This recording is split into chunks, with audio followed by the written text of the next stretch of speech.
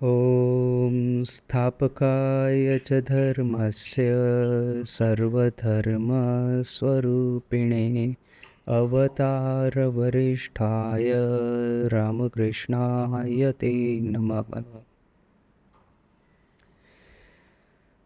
माँ काली और काली तत्व के बारे में हम कर रहे थे चर्चा। इसके बारे में अभी और भी थोड़ा सा डिटेल में जाएंगे कि किस तरह से स्वामी जी के जीवन में उनका जो पूरा एक ट्रेजेक्टरी था। पहले तो काली को स्वीकार ही नहीं करते थे, उसके बाद में किस तरह से धीरे धीरे करके उन्होंने माँ काली को अपनाया, माँ काली के श्री चरणों में शरणागति उन्होंने ज्ञापन की। तो वो पूरा ट्रेजेक्टरी उसमें हम आधे तक पहुँचे थे कि स्वामी जी थक गए हैं, भूखे प्यासे नौकरी करते करते और नौकरी खोजते खोजते मिल नहीं रही है, और फिर आखिर में एक जगह पे लेट गए, बेहोश भी हो गए थे शायद। और फिर उनको ऐसी एक अद्भुत आध्यात्मिक अनुभूति हुई कि जिसकी वजह से जैसे कि उनके मन में जो द्वंद्व चल रहा था कि शिव के संसार में अशिव क्यों, वो द्वंद्व मिट गया। और वहाँ से लेकर के फिर जो उनकी यात्रा शुरू हुई, अल्मोड़ा की गुफा में गए, वहाँ पे ठाकुर की महासमाधि के बाद में जब भारत में भ्रमण कर रहे थे, अल्मोड़ा की गुफा में ध्यान कर रहे थे, वहाँ पे फिर उनको जो एक एक बड़ा ही हृदय विदारक संवाद मिला अपनी बहन के बारे में। तो फिर वहाँ से फिर वो भारत में हिमालय से नीचे आए और फिर भारत में भ्रमण किया, जैसे कि आत्मनो मोक्षार्थम जगत हिताय च। देखा कि अशिव है शिव के संसार में, खुद के साथ में जो चल रहा था द्वंद्व, उसका तो उन्होंने कैसे भी करके समाधान लेके आए कि चलो मेरे साथ में ये सब चल रहा है, मुझे ये कष्ट मिल रहा है, मुझे ये पीड़ा मिल रही है, उसका तो समाधान मैंने कैसे भी करके खोज लिया कि मुझे त्याग और वैराग्य के रास्ते पे आगे ले जाने के लिए ये सब घटना चक्र जैसे कि दैवी एक प्रक्रिया के माध्यम से ही जैसे कि चल रहा होता था। तो ठीक है, चलो यहाँ तो उन्होंने स्वीकार कर लिया कि मुझे मेरा जो सही डेस्टिनी है, मेरा जो सही धर्म है जगत में जन्म लेने के बाद में मुझे जो करना है, वो रास्ता दिखाने के लिए मुझे ये कष्ट दिया गया और कष्ट की वजह से मैंने सही सही वैराग्य का रास्ता अपनाया भी सही। तो ये चलो उनको समझ में आया। किंतु फिर ये जो करोड़ों करोड़ों लोग हैं भारत में भूखे प्यासे इस तरह से जी रहे हैं, तो उनका क्या मतलब? सभी के उस पास साथ में तो ये वैराग्य सबके लिए तो है नहीं।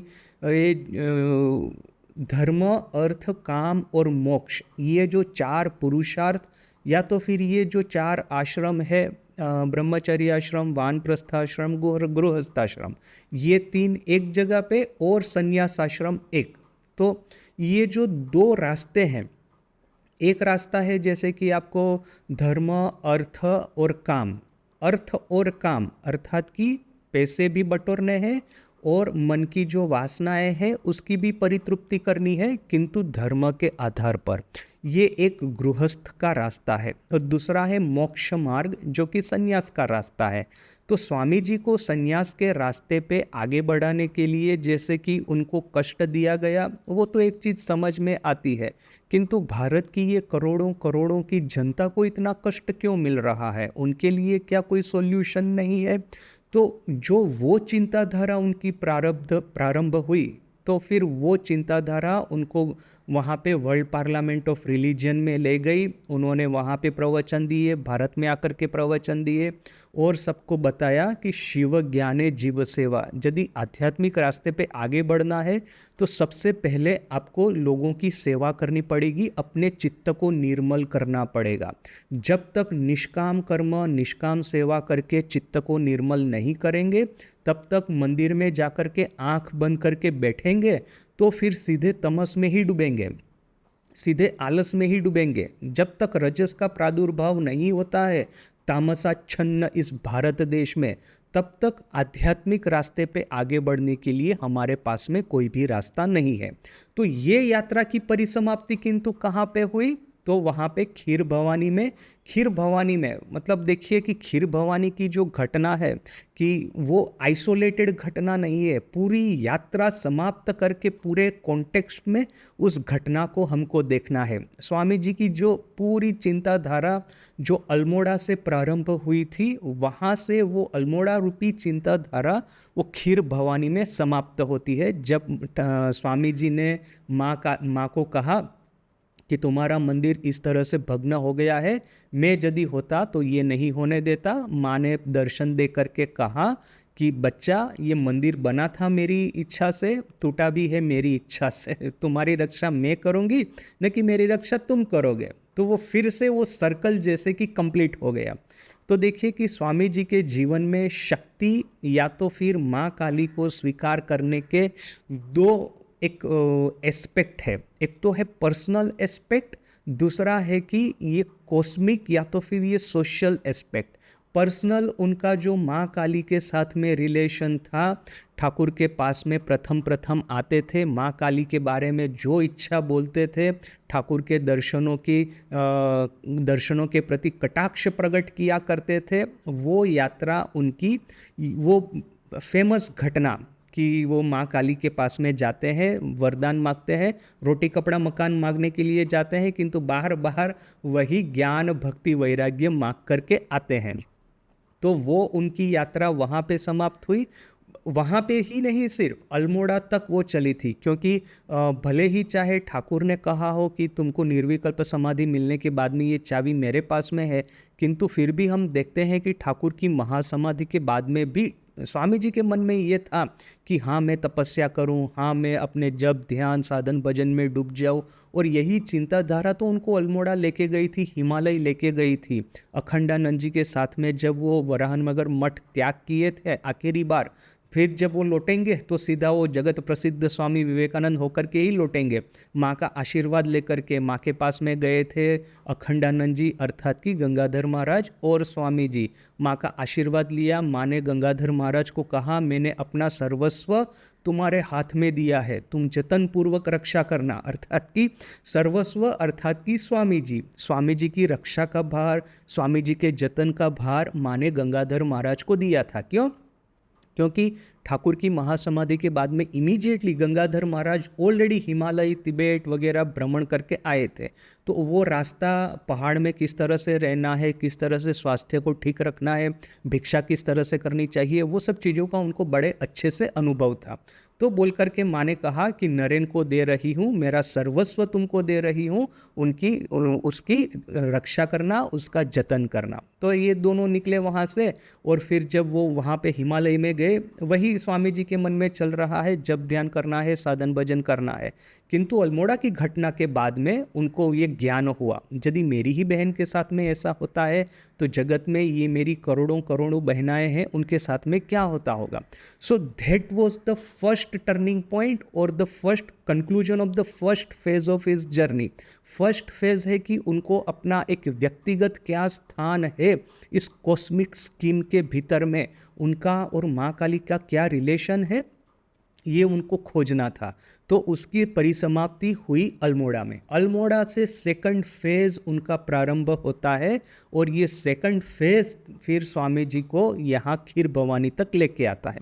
खीर भवानी के बाद में भी देखिए कि स्वामी जी कर्म तो करते हैं, बेलूर मठ में आते हैं, बेलूर मठ में साधुओं को, नए आए हुए ब्रह्मचारियों को शिक्षा देते हैं। सेकंड टाइम विदेश में जाते हैं और सेकंड टाइम विदेश में जाकर के सिर्फ इतना नहीं कि अपने स्वास्थ्य उद्धार के लिए, डॉक्टर ने कहा था कि आपका स्वास्थ्य बहुत खराब हो गया है तो आप समुद्र यात्रा कीजिए, अपने मित्रों के साथ में जाकर के कुछ दिन रहिए तो आपको थोड़ा सा सांत्वना मिलेगी, स्वास्थ्योन्नति होगी, शायद समुद्र की स्वच्छ हवा यदि आपको मिलेगी तो ये तो एक कारण था ही था, जो कि हमने ये रिजली मैनर में स्वामी जी जो 2-3 महीने बिताए, वो पीरियड ग्रेट समर, उसके बारे में हमने काफ़ी चर्चा की है। किंतु सिर्फ इतना नहीं, ही broke a new ground. California जाकर के उन्होंने जो मैसेज दिया, which was the culmination of his message to mankind, जैसे स्वामी जी ने कहा था ना, the way Buddha had a message for the East, I have a message for the West. तो मैसेज फॉर द वेस्ट था, उसका कल्मिनेशन कैलिफोर्निया में आया था। कैलिफोर्निया को जोसेफाइन मैक्लाउड कहा करती थी कैलिफोर्निया, अर्थात काली, माँ काली के नाम से। कैलिफोर्निया नहीं, कैलिफोर्निया, स्पेलिंग होगा KALIFORNIA। दोस्तों, क्योंकि उनको भी पता था, स्वामी जी के शिष्यों को भी, मित्रों को भी पता था कि माँ काली ही जैसे कि स्वामी जी को कैलिफोर्निया तक लेके आई है। आज हम देखते हैं अमेरिका की जो टेक्नोलॉजिकल इंडस्ट्रियल उपलब्धियां जो है, उसमें कैलिफोर्निया का कितना बड़ा अवदान है। स्वामी जी के शिष्य होने के नाते हम लोग बड़े गर्वपूर्वक कह सकते हैं कि जो कैलिफोर्निया का जो फाउंडेशन, जो इंटेलेक्चुअल एकेडमिक स्पिरिचुअल फाउंडेशन, वो स्वामी जी ने ही डाला था बोल करके बाद में इतना डेवलपमेंट हुआ। वे लोग चाहे नहीं करेंगे स्वीकार, ऑफ कोर्स, किंतु हम लोग तो ऐसा क्लेम करेंगे ही करेंगे। भविष्य फिर बताएगा कि इस क्लेम में सत्यता कितनी है, क्योंकि स्वामी जी का नाम जितना ज़्यादा फैलेगा उतना ही लोगों को पता चलेगा कि कितना साइलेंटली, स्वामी जी ने कहा है ना कि हिंदू धर्म का इन्फ्लुएंस कैसा है बाकी सब धर्म। जैसे कि देखिए कि अमेरिका में क्रिश्चियनिटी गया, तो क्रिश्चियनिटी ने क्या किया, वहाँ पे जितने भी लोकल लोग थे उनको उनके भीतर में खूना मर्की की, जोर जबरदस्ती उनको क्रिश्चियन बना दिया। वो जो आप कहानियाँ पढ़ेंगे, वो जो नेटिव इंडियंस और ये जो यूरोपियन सेटलर्स, तो हमारे हृदय दहल जाएंगे। इस तरह की क्रूरता, इस तरह की बर्बरता ये यूरोपियन लोगों ने वहाँ के नेटिव लोगों के साथ में की थी। किंतु हिंदू धर्म वहाँ पे कैसे फैला है न्यू वर्ल्ड में? यूरोपियन लोग कहते थे Europe is old world and America is a new world. तो ये न्यू वर्ल्ड में क्रिश्चियनिटी कैसे फैली? तो तलवार की धार पे खूना मर्की करके। किंतु हिंदू धर्म, या तो फिर कहेंगे बेटर वर्ड इज वेदांत, वेदांत किस तरह से फैला किसी को पता भी नहीं है कि स्वामी जी ने आकर के इतना गहराई पूर्वक वहाँ पे वहाँ की जो जड़ें हैं उनका सिंचन किया है। आज किसी को पता नहीं होगा। एक योगा बोल करके एक फेड चला है वहाँ पे, तो योगा जो लोग करेंगे उनको शायद ये नमस्ते वगैरह 2-5 संस्कृत शब्द जानते होंगे, उन्होंने शायद स्वामी जी का नाम सुना होगा, but nothing more than that. हमको पता है कि स्वामी जी का contribution goes far beyond popularising yoga in America. America में योगा को पॉपुलराइज करने के अलावा भी जो डीप स्पिरिचुअल स्वामी जी की अनुभूतियाँ थी, वो अनुभूतियाँ अमेरिका की धरती में सिंचित हुई है बोल करके आज उनकी इतनी महत्ता है।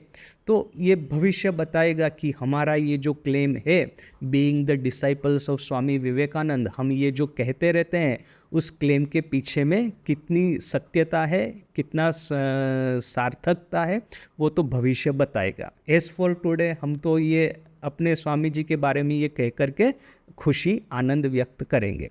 तो ये थी स्वामी जी की माँ काली के साथ में पूरी ट्रेजेक्टरी।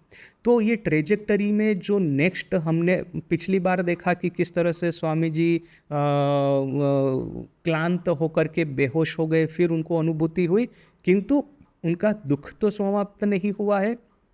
तो उसके बाद में जो घटना हुई उसका हम पाठ करने वाले हैं, किंतु उससे पहले और एक टॉपिक मैं थोड़ा सा डिस्कस करता हूँ। जैसे हम सबको पता है कि ये मिडल ईस्ट में अभी ये वॉर चल रही है, वॉर और टेररिज्म, ये कंटिन्यूअस वहाँ पे चल ही रहा है। The cycle of blood shed, ये खूना मर्की की ये जो एक अनंत विष चक्र जो है वहाँ पे घूमता ही जा रहा है। तो मन में होगा कभी कि क्या है इसका सॉल्यूशन, क्यों ऐसा होता है? मुझे पर्सनली, मैंने जो हिस्ट्री पढ़ा है, मैंने हिस्ट्री पढ़ने का एक मेरा हैबिट है, तो किंतु मैं जनरली किस तरह से हिस्ट्री पढ़ता हूँ कि जहाँ पे ह्यूमन सिविलाइजेशन ने कुछ कंट्रीब्यूशन किया हो वो हिस्टोरिकल पीरियड में। अभी जैसे कि यूरोपियन हिस्ट्री है, यूरोप में देखिए कि किस तरह से यूरोप का जो ग्रेटेस्ट कंट्रीब्यूशन है साइंस एंड टेक्नोलॉजी, राइट, और फिलोसॉफी, ये मॉडर्न पॉलिटिकल सिस्टम, ये मॉडर्न इकोनॉमिक्स वगैरह वगैरह। तो एक जो पॉजिटिव कंट्रीब्यूशन, ये जो अपना एक मानव सभ्यता को इन जनरल जिस सिविलाइजेशन ने जिस समय किया हो वही मैं ज़्यादातर पढ़ने का प्रयास करता हूँ। भारत का जो ग्रेटेस्ट कंट्रीब्यूशन था वो अपने वैदिक युग में हमने आध्यात्मिक, ये वेद, फिर ये वेदांत, फिर ये योग वगैरह जो ग्रेटेस्ट ऑफ द साइंस है जो उसको हमने कंट्रीब्यूट किए, तो वो पढ़ना अच्छा लगता है। बाद में ये हमलावर आए और हम उन्होंने हमारे साथ में ये अत्याचार किए, बाद में दूसरा हमलावर आया, ये सब क्या पढ़ना। जो आदमी या जो सिविलाइजेशन या जो देश जिस समय मार खा रहा है उस समय वो जो एक हताशाजनक चीज़ें पढ़ने से कोई लाभ नहीं है। तो मैंने भारत का हिस्ट्री इस तरह से पढ़ा है, वो तो एक वैदिक युग था और उसके बाद में ये new freedom movement, Swami ji और ठाकुर के आने के बाद का हिस्ट्री। तो वैसे ही ये मिडल ईस्ट का हिस्ट्री पढ़ने की मुझे कभी भी कोई भी इच्छा नहीं हुई। वहाँ पे देखिए कि कुछ कंट्रीब्यूशन पॉजिटिव कुछ नहीं, just cycle of poisonous violence. सब समय वायोलेंस चलता ही रहता है, चलता ही रहता है, और उसका कोई कंक्लूजन भी नहीं आता, ना ही सिविलाइजेशन को इन जनरल हुआ। हाँ, उनका कंट्रीब्यूशन था मिडल ईस्ट का, एग्रीकल्चर बोलो न, कि वो जो ओरिजिनल जो सभ्यताएं थी, 4 ओरिजिनल सिविलाइजेशन, ये Gangetic Sindhu valley civilization, Huangho civilization, Nile valley civilization, और साथ में ही ये यूफ्रेटिस टाइग्रिस अर्थात कि आज का जो मॉडर्न इराक है वो सिविलाइजेशन, ये 4 ओरिजिनल सिविलाइजेशन कही जाती है। उससे पहले भी होगा किंतु अपने पास में ऐसा कोई आर्कियोलॉजिकल रिकॉर्ड नहीं है। तो ये ओरिजिनल 4 सिविलाइजेशंस में से मिडल ईस्ट की सिविलाइजेशन एक थी। उन्होंने एग्रीकल्चर है, राइटिंग है, फिलोसॉफी है, एस्ट्रोनॉमी है, मैथमेटिक्स है, सभी चीज़ों में काफ़ी कंट्रीब्यूशन किया है। किंतु बाद में देखिए कि अरब लोगों का जब से ये उत्थान शुरू हुआ उसके बाद में ज़्यादा कुछ, एक समय था कि there was a renaissance of learning. ये आज का यूरोपियन रेनेसा है वो कहाँ से आया, वो एक्चुअली अरब लोगों ने बचा करके रखा था। मिडल ईस्टर्न ये इस्लामिक सिविलाइजेशन ने यूरोप का लर्निंग बचा के रखा था। यूरोप में एक तो चर्च की स्थापना के बाद में डार्क एजिस प्रारंभ हुए, उन्होंने लर्निंग वगैरह सब भूल गए। ये लर्निंग वगैरह अरब सिविलाइजेशन ने बचा के रखा था। फिर यूरोप में जब रेनेसा प्रारंभ हुआ तो अरब लोगों के पास में से उन्होंने ग्रीक लर्निंग वापस लिया। तो that much was there contribution. अभी आजकल का मिडल ईस्ट का हिस्ट्री पढ़ना किसी काम का नहीं है और हताशा के अलावा और कुछ प्रकट नहीं करता है। किंतु बिकॉज कि ये पिछले कुछ समय से ये सब घटनाएं चल रही है तो मैंने सोचा कि कुछ सीरियस पढ़ा जाए। तो पिछले 3-4 दिनों से मैं एक किताब पढ़ रहा हूँ, उसका नाम है राइज एंड किल फर्स्ट। ये एक्चुअली इज़राइल का वॉर ऑन टेरर, ये इसके बारे में बड़ा ही डिटेल और बड़ा ही ऑथेंटिक ये एक अकाउंट है इस किताब में। काफ़ी मोटी किताब है और काफ़ी डिटेल में ये सब डिस्कस किया गया है। कि देखिए, पहले तो ये यहूदी लोगों की हिस्ट्री हम देखेंगे, बड़ी भयावह हिस्ट्री है। उन्होंने जीसस को जन्म तो दिया यहूदी प्रजाओं ने, फिर पता नहीं उन्होंने जीसस को ही जैसे कि रिजेक्ट कर दिया। फिर जीसस को जिन्होंने अपनाया क्रिश्चियन लोगों ने, उन्होंने सोचा कि जीसस ने भले ही चाहे यहूदी प्रजा में जन्म लिया हो किंतु ये वही यहूदी है कि जिन्होंने जीसस को बिट्रे किया था, जीसस को दगा दिया था। वही उसी में से ये कुछ लोगों ने, जुड़ास जैसे कि जुड़ास से उनका जुड़ाई यहूदी डिसाइपल जीसस का, जिसने जाकर के ये उसका वहाँ जो गवर्नर था उसको जाकर के बोल दिया था जीसस यहाँ पे है, जाकर के उसको पकड़ लीजिए। तो वे लोग जाकर के पकड़ के ले आए और उनको क्रूसीफाई कर दिया। तो ये क्रिश्चियन लोगों के मन में है कि ये यहूदी प्रजा ने जीसस को जन्म भले दिया हो, जीसस को शिक्षण भले दिया हो, धार्मिक नीति शिक्षा वगैरह भले ही सिखाई हो, किंतु उन्होंने ही अल्टीमेटली जीसस को बिट्रे किया है, जीसस को दगा दिया है। ऐसा एक क्रिश्चियन लोगों का एक मत चल रहा है और इसी मत की वजह से यहूदी प्रजा के ऊपर में आखिरी 2000 साल से अत्याचार हो ही रहे हैं, जैसे कि उस अत्याचार का कोई अंत ही नहीं। और इसका कल्मिनेशन कहाँ पे हुआ, ये हिटलर ने सोच लिया जितने भी यहूदी है सबका एक साथ में सफाया कर दिया जाए। अभी आपको 10-15 लोगों को मारना है, हत्या करनी है, ये तो ठीक है, किंतु आप एक साथ में लाखों लोगों को कैसे मारेंगे। युद्ध के मैदान पे आप लाखों लोगों को मारते हैं क्योंकि 2-2 सैन्य सामने खड़े होते हैं। यहूदी लोग तो अपने घरों में, शहर में, गांव में, खेत में रह रहे हैं। वहाँ शहर, गांव, खेत में जाकर के थोड़ी ना गोला बारूद आप बरसाएंगे।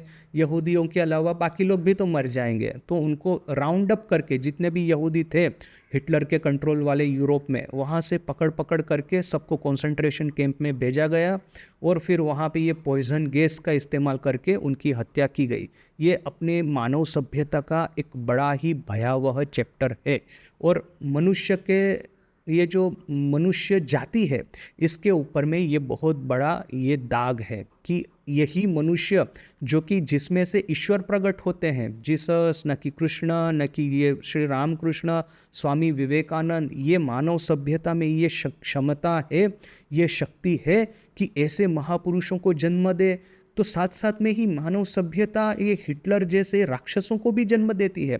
ये सेकंड वर्ल्ड वॉर का इतिहास पढ़ेंगे तो एक चीज़ मैंने बार बार देखा, सिर्फ मैंने नहीं, बहुत सारे हिस्टोरियंस ने ये बात नोट की है कि नाज़ी जो थे, जो कंसंट्रेशन कैंप के वो जो जेलर थे, गार्ड्स थे, यहूदियों की हत्या करने वाले जो थे, पूरी नाज़ी पार्टी, वो लोग बड़े ही नॉर्मल पीपल लगते थे।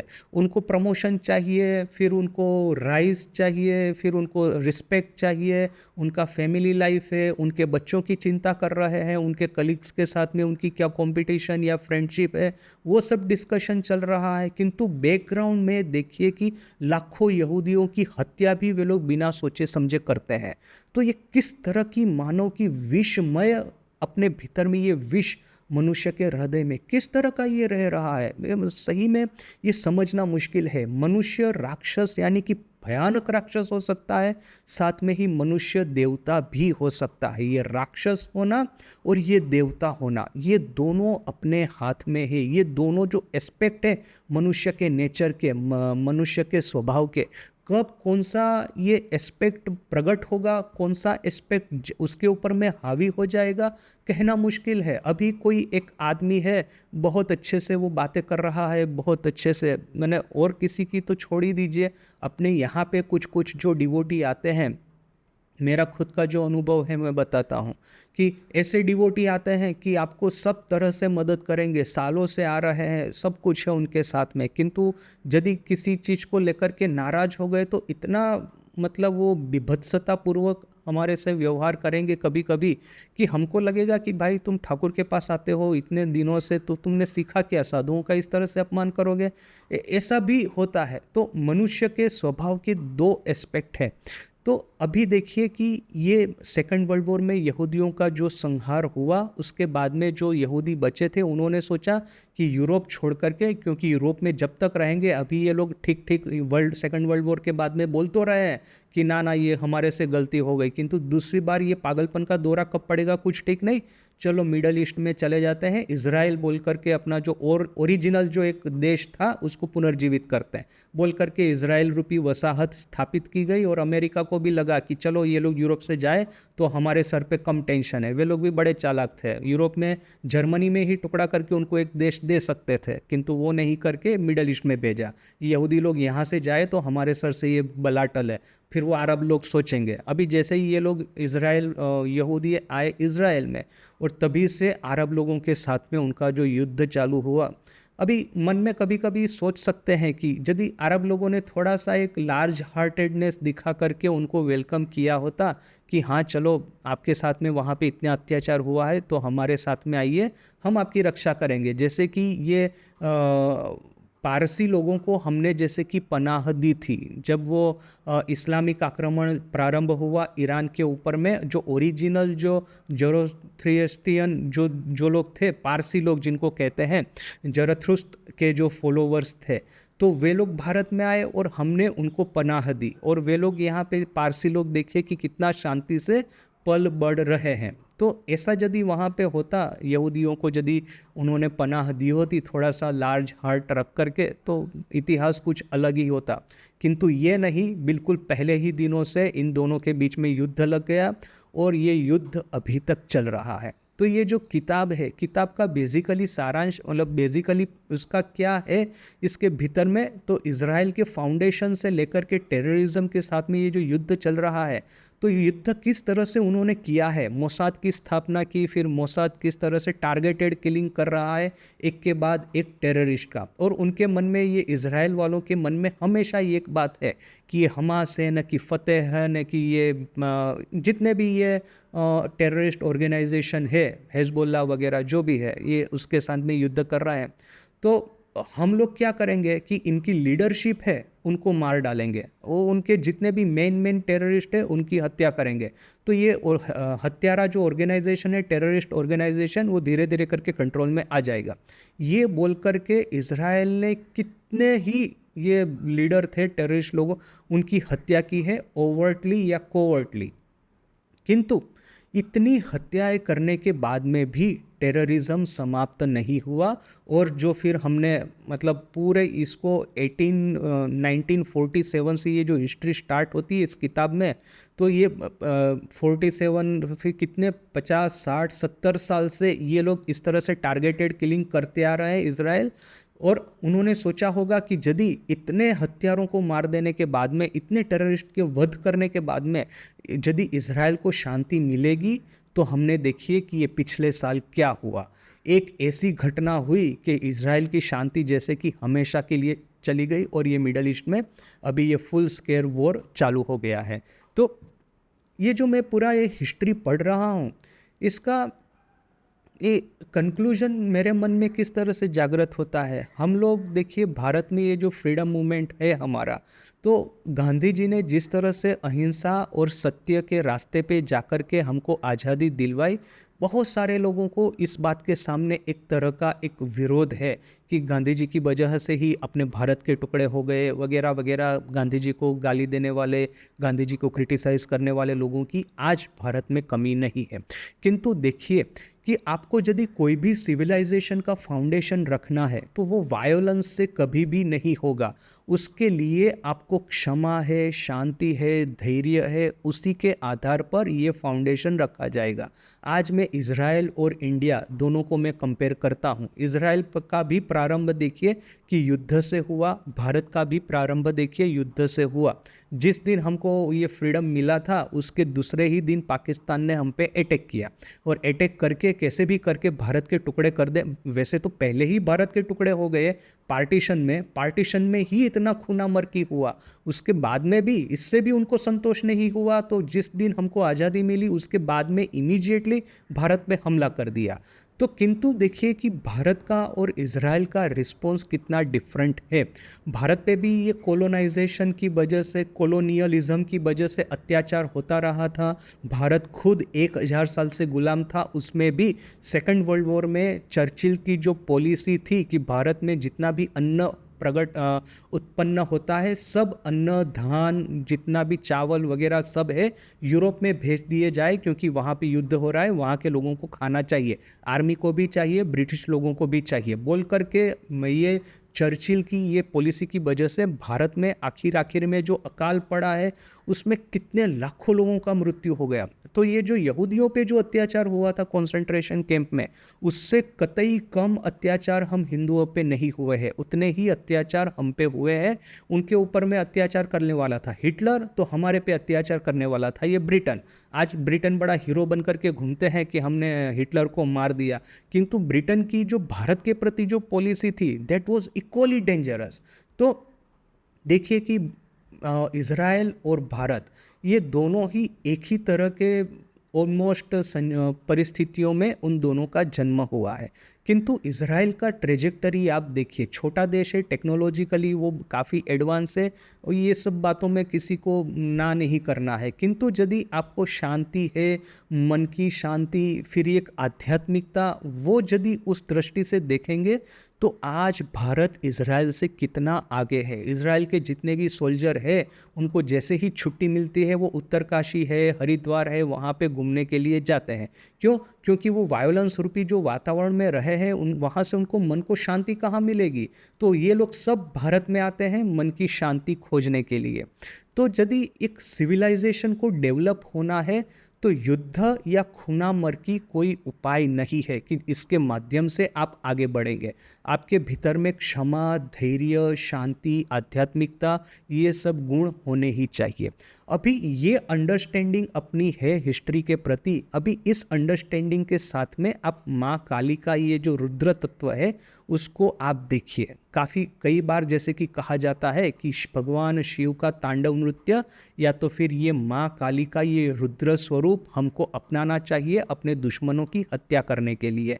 अदरवाइज भारत के ऊपर में दुश्मनों का आक्रमण ओवर्टली या कोवर्टली। कभी कभी नज़र के सामने युद्ध होता है, कभी नज़रों से ओझल युद्ध होता है, कभी कभी सांस्कृतिक आक्रमण होता है, कभी कभी देश को बांटने के लिए कोई लोग भीतर में से अपने ही लोग ऐसे कुछ कुछ होते हैं, हमको समझ में नहीं आता कि वो भीतर में से सबोटेज कर रहे हैं। तो हमको लगता है कि हमको भी वीर भाव अपना करके उनका सामना करना चाहिए। किंतु देखिए कि ये जो मृत्यु तत्व है, दैट इज डिफरेंट फ्रॉम खूना मरकी। Death is different from violence. Death और वायोलेंस, मृत्यु और खूना मरकी, इन दोनों में डिफरेंस क्या है? हम जैसे कि मृत्यु को अपनाते हैं, मृत्यु को अपना साथी बनाते हैं, माँ काली तत्व को यदि हम समझेंगे तो ये हमको पता चलेगा कि मृत्यु के रूप में अपना जो मृत्यु भय है, और मृत्यु भय कहाँ से प्रकट होता है? तो राग और द्वेष से। मुझे कुछ चीज़ें बड़ी पसंद है, कुछ चीज़ों के ऊपर में मेरा बड़ा द्वेष है। तो जब तक मैं अपनी पसंदीदा चीज़ों के पीछे में दौड़ता रहूँगा, मेरे प्रिय जो जो कुछ भी है उसको पाने की लालसा मेरे मन में बड़ी जड़ जमा करके बैठी है, और जो मुझे पसंद नहीं है उसको हानि पहुंचाने के लिए मैं सब समय लालायित रहता हूँ, तब तक ये राग और द्वेष में से ये अभिनिवेश अर्थात की मृत्यु भय प्रकट होगा ही होगा। तो प्रश्न है, राग और द्वेष कहाँ से आता है? तो ये आता है अस्मिता, अर्थात कि मैं, ये मैं, मेरा शरीर है, ये मैं हूँ, मेरे सब संस्कार है, मेरे संस्कार के अनुसार मुझे ये पसंद है, ये नहीं पसंद है।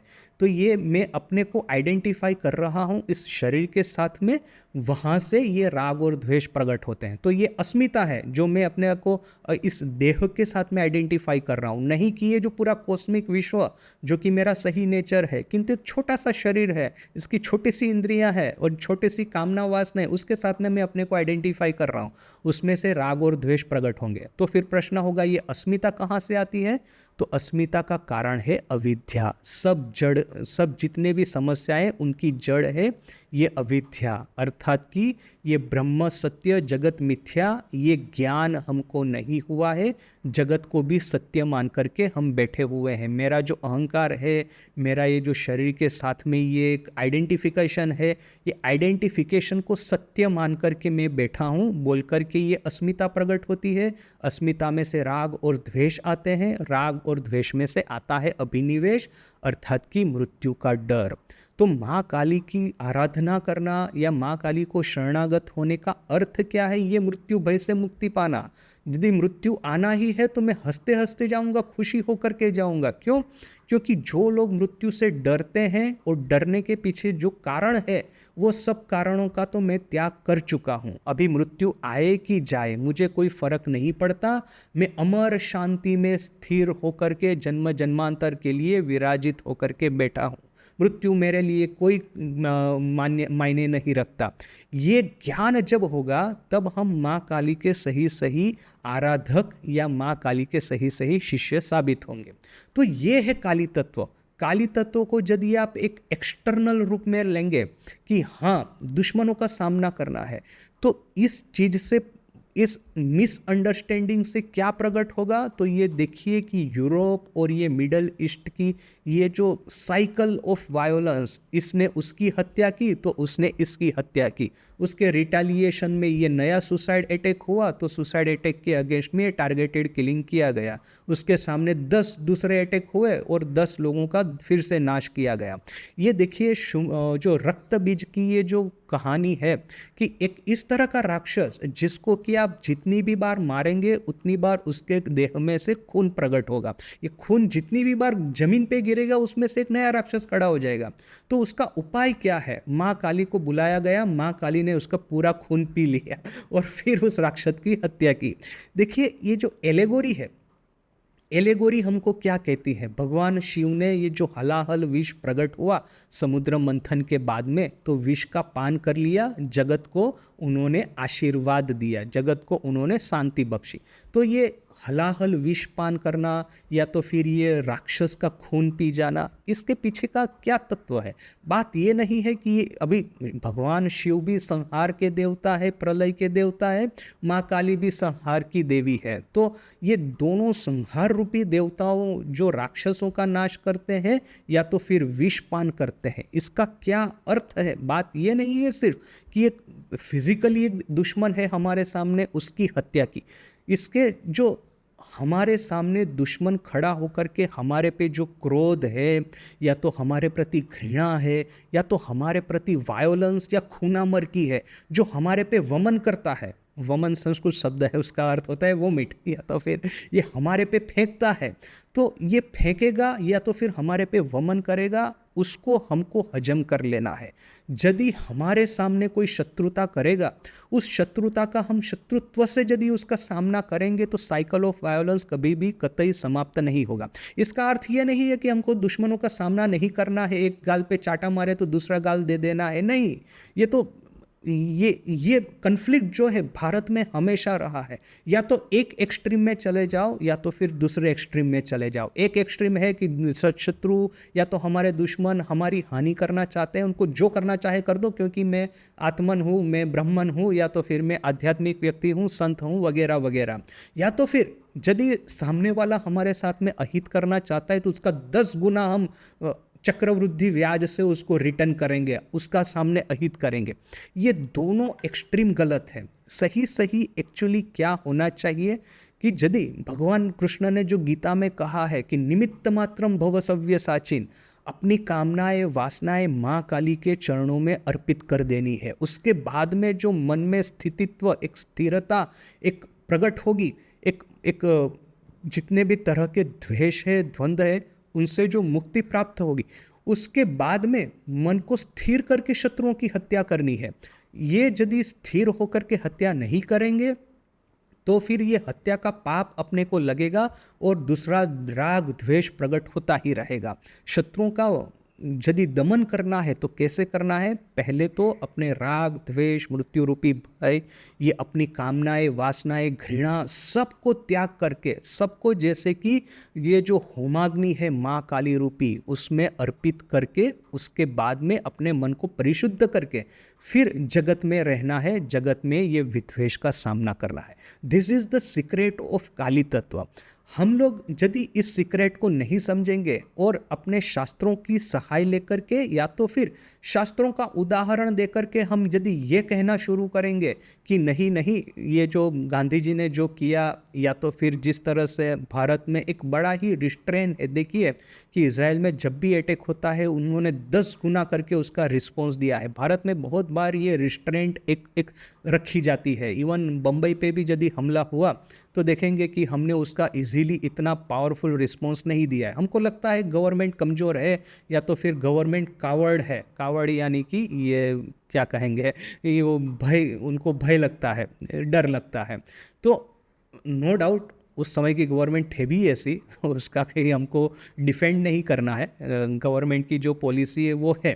किंतु आध्यात्मिक साधना के पथिक होने के नाते हमको अपनी फिलोसॉफी बड़ी क्लियर रखनी है कि शत्रु कौन है और शत्रु के विनाश का क्या तात्पर्य है। सर्वप्रथम शत्रु है अपनी कामनाएं वासनाएं और माँ काली की आराधना, अर्थात कि मृत्यु को वर्ण करना, अर्थात कि मेरा ये जो आइडेंटिफिकेशन है उसको समाप्त करना। जैसे कि देखिए कि संन्यास से पहले हम लोग अपना खुद का श्राद्ध करते हैं। इस बात का अर्थ क्या है कि हमने हमारी जितनी भी आशाएं थी, आशाओं का परित्याग किया है। ये आशा ही तो जीवन है।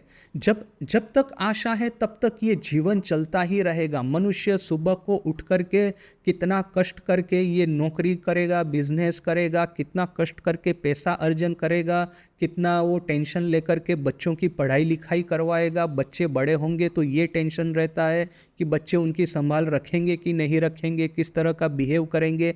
ये पूरा जो जीवन चक्र है मनुष्य को, जैसे कि थोड़ी देर के लिए भी उसको शांति नहीं है। सब समय संसार रूपी चक्की में वो पिसता ही रहता है, पिसता ही रहता है।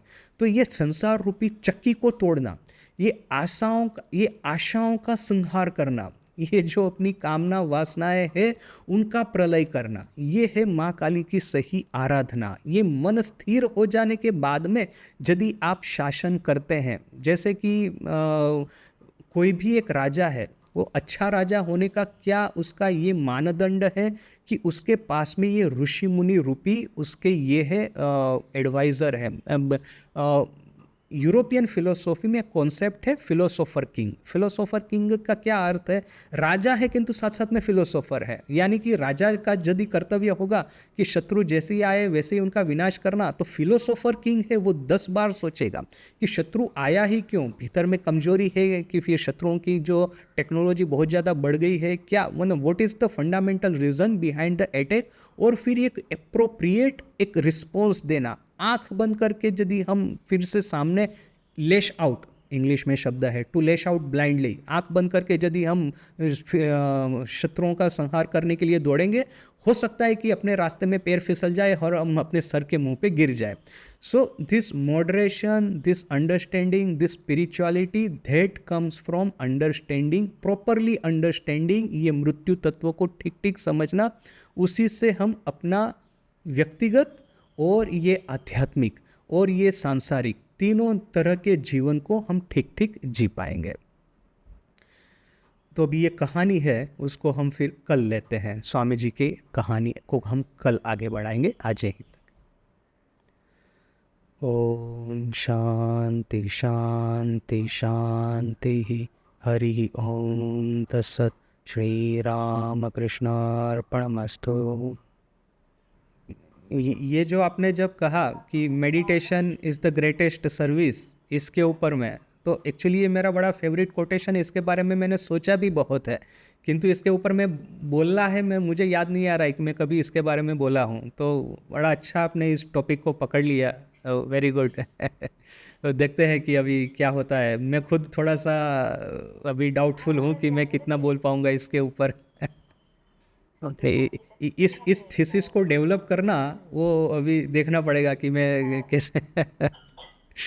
मैं जनरली कोई टॉपिक पे बोलता हूँ तो पहले से सोचता नहीं कभी, मैं सोचता हूँ अपने माइंड को पहले बोलने से पहले क्लियर कर देता हूँ, वो जो उसके भीतर में जो प्रक्रिया होने है उसको होने दूंगा। फिर जब बोलना शुरू करूँगा तब मैं खुद कभी कभी सरप्राइज हो जाता हूँ कि मैं इस तरह से इसके बारे में सोच रहा हूँ। डिफरेंट है, क्योंकि यदि हम ईश्वर का ध्यान करेंगे तो अपने कर्म का जाल कटेगा, और यदि संसार का कर्म करेंगे तो कर्म की जाल को बढ़ाते जाएंगे। बहुत बार लोग उदाहरण देते हैं, या वीडियो गेम खेलते खेलते कैसे कंसंट्रेशन हो जाता है, तो वैसे ही आपको ओमकार के ऊपर में कंसंट्रेशन करना है। तो ऐसे उदाहरण देने के लिए काफ़ी लोग बोलते हैं, खास करके आज के यंगर जनरेशन को, किंतु दोनों में फंडामेंटल डिफरेंस है। वीडियो गेम खेलने के बाद में आप खड़े होंगे, आपका पूरा मन जैसे कि एग्जॉस्ट हो गया है ऐसा लगेगा, और ध्यान करने के बाद यदि खड़े होंगे, मन जैसे कि एक आध्यात्मिक उल्लास से भर जाएगा। तो ये बहुत बड़ा डिफरेंस है। एक आपके कर्म को काटता है, एक आपके कर्म को बढ़ावा देता है। देखिए, ये उत्तर इसका बड़ा सिंपल है, और बड़ा सिंपल है, बहुत सहज है, किंतु इसका एप्लीकेशन थोड़ा मुश्किल है।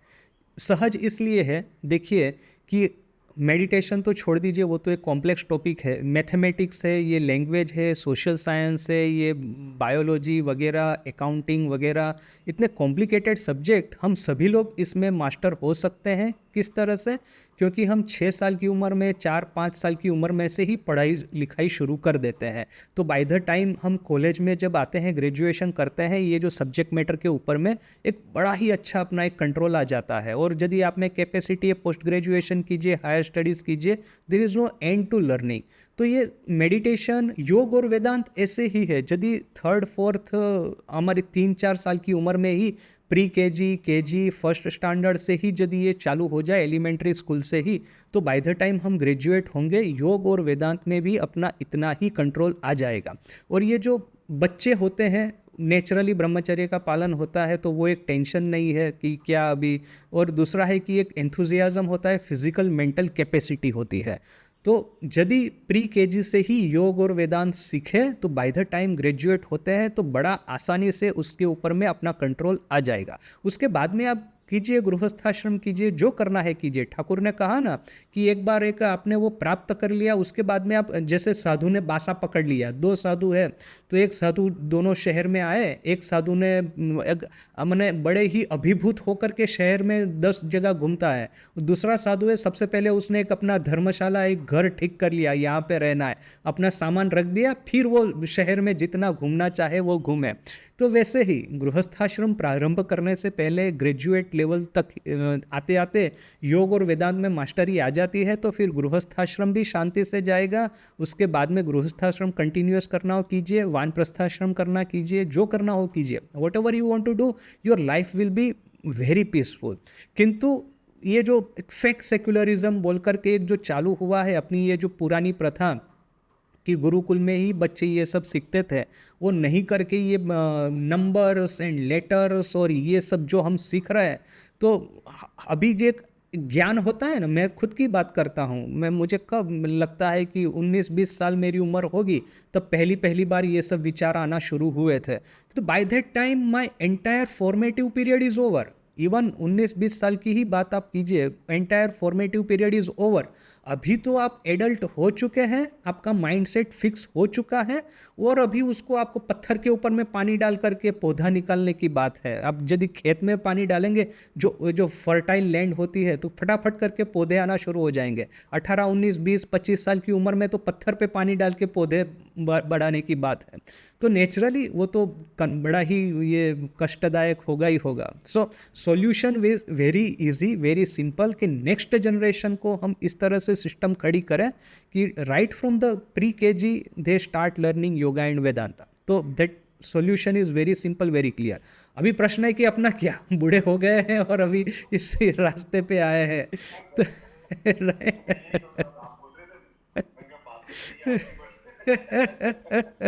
कि अपना क्या, तो अपना ऐसा है कि देखिए, नित्य सत्संग के अलावा और कोई उपाय नहीं है। जैसे कि वो मकड़ी अपना जाल बनाती, वो जो ये है ना, वो बड़ी फेमस कहानी है। ये विद्यार्थी था, वो गुरु के पास में शिक्षा लेता था, वो उसके अकल में कुछ जाता नहीं था, तो गुरु ने कहा तुम बिल्कुल पत्थर जैसी बुद्धि है तुम्हारी, क्या कुछ सीखोगे नहीं। तो वो विद्यार्थी बेचारा नाराज होकर चला गया, रास्ते से जा रहा है, प्यास लगी, कुएं के पास में गया, पानी कोई महिला कोई खड़ी थी, उसको वो कुएं में से वो बाल्टी में से पानी भर के निकाल के पिलाया। तो विद्यार्थी ने क्या ऑब्जर्व किया, कुएं की जो दीवार है पत्थर की दीवार है, किंतु प्रतिदिन रस्सी उसके साथ में घिसती है बोल करके उसके भीतर में ये हो गए हैं, पूरा चैनल बन गया है। तो वो सोचा कि प्रतिदिन रस्सी यदि पत्थर के साथ में घिसेगी, तो पत्थर यदि उसको तोड़ देती है, उसमें इस तरह से ये बना देती है चैनल, तो फिर मैं तो इसको पत्थर जितना तो बुद्धू नहीं हूँ मैं। फिर वो वापस गया और फिर से वो स्टडी करके काफ़ी बड़ा विद्वान हो गया, मैं भूल गया क्या था उसका नाम, वट एवर। तो देखिए कि प्रतिदिन सत्संग। कालिदास, कालिदास, अच्छा अच्छा अच्छा कालिदास, अच्छा अच्छा अच्छा।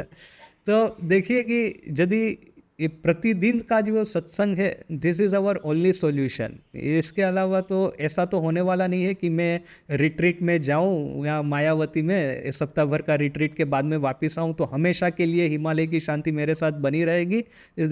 ऐसा कभी होने वाला नहीं।